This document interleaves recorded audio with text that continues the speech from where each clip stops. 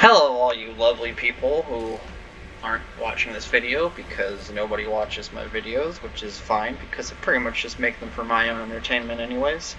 Um, but today I wanted to take a look at this replay that I had from yesterday, actually, in my E50M on Pilsen. And for anybody who knows me in this game, I'm pretty vocal about the fact that E50M is my favorite tank in the game. Pretty much always has been ever since I first got it years and years ago. I have like 4.6k battles in it because I don't know, if it ain't broke, don't fix it. And I just love playing this tank. It's never gone out of style for me. But we are on the map Pilsen, which is, not the worst of maps in my opinion, but I don't know. I've had some good games on it. I've had some bad games on it.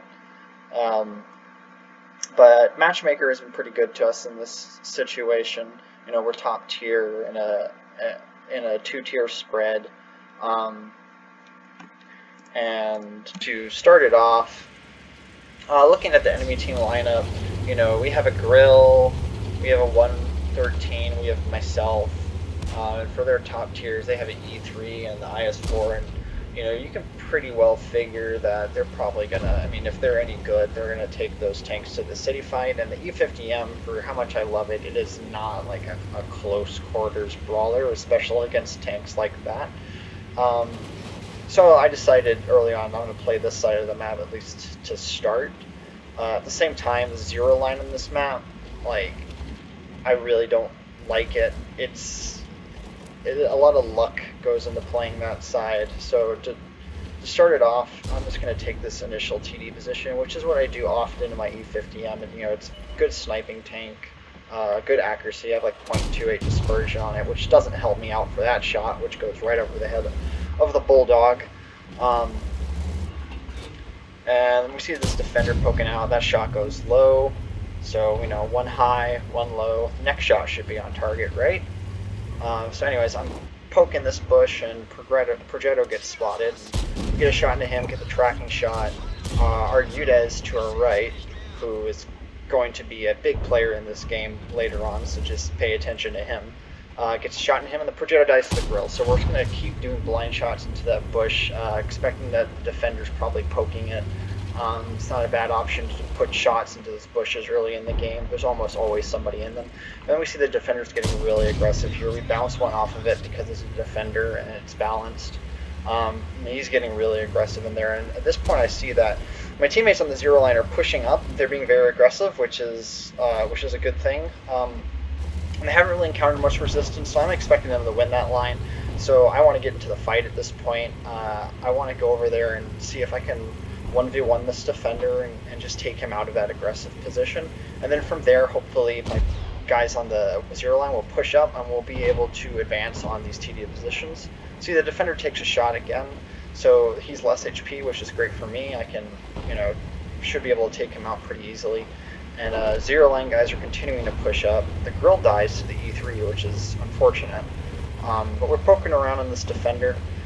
We see that he's not looking at us when we spot him. So we get one shot for free into the back of his turret. And at this point, I realize I sort of overextended on that poke. He does get a shot into me for 462, which kind of hurts. But we get another shot into him.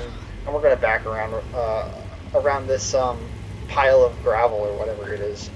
So he can't get another shot into us for free on our reload. We try to poke and get these cupola, these hatches on the top of his turret. That misses, but we see our teammate Sofia from Mahu, the Udez. He's coming around being very aggressive and puts a shot into him. I actually got his replay for this battle. He was gracious enough to give it to me, and he didn't even go into siege mode for that kill. He just drove right up to the side of the defender and killed him. But now we see that our Udez has taken a pretty big hit from, looks like a very large caliber gun. And right here, he gives me a very valuable piece of information, letting me know that the E3 is indeed camping on that TD perch.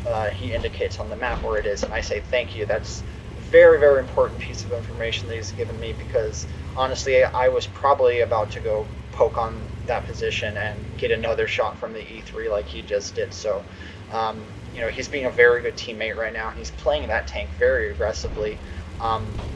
And at this point, he's branching off to go shoot at the Scorpion. and I'm sort of deciding what to do. This now that we know the E3 is there. This position that I've taken, it turns out, is not a very good one, and I kind of want to get out of this position and get more relevant. See if I can push underneath these TDs, and we see this Mod 1 T-54 Mod 1 is over on this corner. And we're going to try to see if we can take him out and then just keep pushing on these TDs and helping our guys who have pushed down the zero line very well. So we're going to poke up and try to see if we can get shots on this T-54. We see that we spot the E3. He doesn't appear to be looking at us or have any shots on us. So we're just going to try to out-snipe this T-54 and see if we can kill him. But as you can see with the first few shots I've taken, RNG is not being very kind to me, especially when I bounce a heat round off of his side, which, you know, thanks RNG. And that's another shot. Getting a little bit frustrated with this. I mean, I would like for him to have been dead by this point. And we're going to keep putting shots toward him, which this is also not a very good position I've taken. I've sort of made a couple mistakes early on in this game. Because really just fighting this T-54 in the face right now from cover, like, this is our only option from this position. We can't really push around on that E3 or that Conqueror that are pushing up. I just really want this guy to die, but RNG is just not letting it happen for me. I mean, we get one shot at the Pennis turret, but we just keep missing. And at this point, I'm getting pretty frustrated. With this guy, like, I just want him to die, but he just won't die, and he gets a shot into me, which, you know, it looks like he's loaded gold, which is fair because I loaded heat for the defender, and I've just kind of at this point gotten distracted, and APCR would probably be better to shoot at the Mod 1. I'd pen his mantlet a lot easier, but at this point, like, this position has gotten way too stale. Like, our push is starting to bog down, and we've lost the city. So at this point, it's time to leave. I'm making a getaway. I'm going to do it by getting into the zero line bushes so that I don't get shot from the T-54 or any other tanks like that IS-4 that are there now. They would have gotten shots into me if I would have taken the quickest route out of here. But I'm using the zero line. I'm going to push all the way back to here. And you see Sophia has taken a very, very strong position as UDES. He shuts down the WZ-1 through -4. And we're going to come up on these gravel piles over here, and we're going to try to see if we can kill the C-50M. We're going to try to see if we can kill any other tanks that are pushing out of the city from this position. So we're going to take this position right here. We see the E-50M is poking. We get a shot into his side for a high roll, which is nice. We get spotted from that through the bushes, which is, you know, unfortunate. We see this T-54 that we were trying to kill earlier is poking. Sophia gets a shot into him. I finish him. He's dead, finally, right? He should have been dead like 3 minutes ago, but whatever. He's dead now. So now we see this T-95 is pushing across out in the open. I think he's sort of overestimating the strength of his armor in 2019 as we put a heat round into the bottom of his hull for free. And now we see that the TDs over there on that side of the map and the IS-4 have counter-pushed our guys, and they're collapsing pretty hard at this point. So now we are in a 3v5 with a tier 10, myself, a tier 9 medium, and a tier 8 tank destroyer against 3 tier 10s and a couple tier 9s. So at this point, and then Sophia shuts down the T-95, which is awesome. So now it's a 3v4. And at this point, yeah, I'm just trying to get out of here. We see the IS-4 spots us. I slow down to see maybe I can get a shot on him, but it looks like the Conqueror is already on the zero line. And he has a small gun based on that Alpha, so he should have trouble penning me in the front, especially from this distance. So if I can poke out, maybe I can get a couple shots for free on the IS-4, but it's just, no, it's not worth taking these pokes. But thankfully we see that the Conqueror does bounce our front. At this point, it's about time to abandon this flank. And I want to do it in a way that I sort of redline it.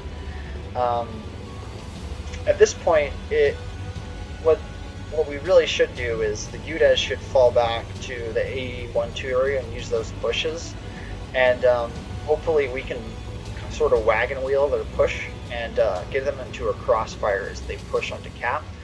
And it looks like Sophia and I are on the same wavelength with that, because he immediately hightails it for that position, and I hightail it for that side of the map towards the 1-2 line, where hopefully I can get up into the factory, and as these tanks push into our cap, which they're sure to do, I can get side shots on them. Sophia can do some scouting from those bushes with his excellent camo rate.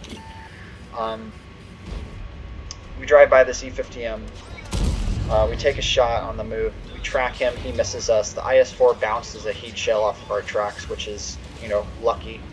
But we're just going to make a mad dash for this little stream right here, which gives us some cover as we push around and try to take positions in the factory. Because we can see that the IS-4 and the E3 are there, and you can pretty well figure that they're just going to push into our cap at this point. E50 has gotten himself in a tight spot. He should have kept going, but he stopped to, instead of just taking a shot from the E50M, he stopped there, and now he's about to pay for it dearly. So you can he's a one shot, and yeah, 52 hit points. You can see that now we're in a 2v4 with a tier 10 and a tier 8 versus 3 tier 10s and a tier 9. But in the meantime, what we've done is we've set up a crossfire as they push into cap. UDES Sophia is there. He's going to be lighting cap. I'm getting to this position, and you can see from this position, I'm just trying to poke out and see if I can get a shot for free in the E50M. We do spot him. I try to thread the needle here with this shot, but I think it hits that tanker. I didn't really see where it went, but it doesn't hit him.